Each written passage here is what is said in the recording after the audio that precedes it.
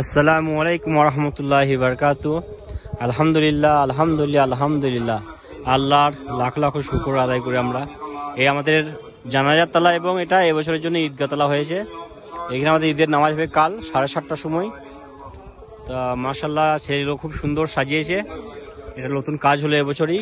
এটা একটা রাস্তার সাইডে একটা বিশাল ময়দান পড়েছিল, সেটা করা হয়েছে ইট দিয়ে।